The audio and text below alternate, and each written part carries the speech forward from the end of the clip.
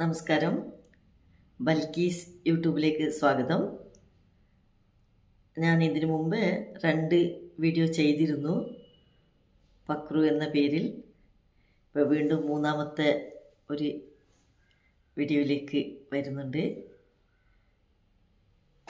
ഈ പക്രു എപ്പോഴും പക്രുവിൻ്റെ ഒരു സ്വന്തം മൈൻഡ് ഉപയോഗിക്കില്ല എന്ത് ചെയ്യുന്നുണ്ടെങ്കിലും. പക്ഷെ ആരെങ്കിലും പറഞ്ഞതിൻ്റെ ശേഷമാണ് പക്രു ഓർക്കുക, ഓ അങ്ങനെ ചെയ്യാമായിരുന്നല്ലേ എന്ന്. അപ്പോൾ ഇതേപോലെ ഒരു ദിവസം പക്രുവിൻ്റെ ഉമ്മ പക്രുവിനോട് പറഞ്ഞു, മോനെ ഒരു 3 ഗ്ലാസ് വെള്ളം എടുക്ക്, ഞങ്ങൾക്ക് ചായ ഉണ്ടാക്കാമെന്ന് പറഞ്ഞു. അപ്പം പക്രു വേഗം പോയി കബേർഡ് തുറന്നു, 3 ഗ്ലാസ് എടുത്തു, വന്ന് 3 ഗ്ലാസ്സിനും നിറച്ചും വെള്ളം എടുത്തു. എന്നിട്ട് കഷ്ടപ്പെട്ട് പക്രു കിച്ചണിലേക്ക് വന്നു. അപ്പോൾ പക്രുവിൻ്റെ ഉമ്മ ചോദിച്ചു, എന്താ ഇത് 3 ഗ്ലാസ് വെള്ളം? അപ്പോൾ പക്രു പറഞ്ഞു, ഉമ്മയല്ലേ പറഞ്ഞേ ഇത് 3 ഗ്ലാസ് വെള്ളം എടുക്കാൻ വേണ്ടി, ചായ ചെയ്യാൻ. അപ്പോൾ ഉമ്മ പറഞ്ഞു, അല്ല മോനെ, ഈ 3 ഗ്ലാസ് വെള്ളം നിനക്ക് ഒരു പാത്രത്തിൽ തന്നെ എടുത്താൽ പോരായിരുന്നോ?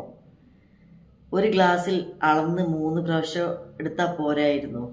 അപ്പോഴാണ് പക്രു ഇത് ചിന്തിക്കുന്നത്, ഓ അങ്ങനെ ചെയ്യാമായിരുന്നല്ലേ, ഞാൻ ഓർത്തില്ല എന്ന്. ഇതെല്ലാം കേട്ടുകൊണ്ട് പക്രുവിൻ്റെ അടുത്ത വീട്ടിലെ ഒരു കൂട്ടുകാരി അവിടെ ഇരുന്നിരുന്നു. അപ്പോൾ അവൾ പക്രുവിനെ കളിയാക്കി ചിരിച്ചു. എനിക്കിത്രയും ഒരു ബുദ്ധിയില്ല അല്ലേ എന്ന് കളിയാക്കി ചിരിച്ചു. അപ്പം പക്രു വീണ്ടും അവളോട് പറഞ്ഞു, എൻ്റെ വാപ്പാക്ക് 4 മക്കളാ.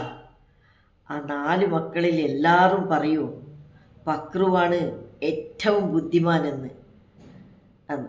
അത് കേട്ടതും ആ കുട്ടി വീണ്ടും പൊട്ടി ചിരിച്ചു.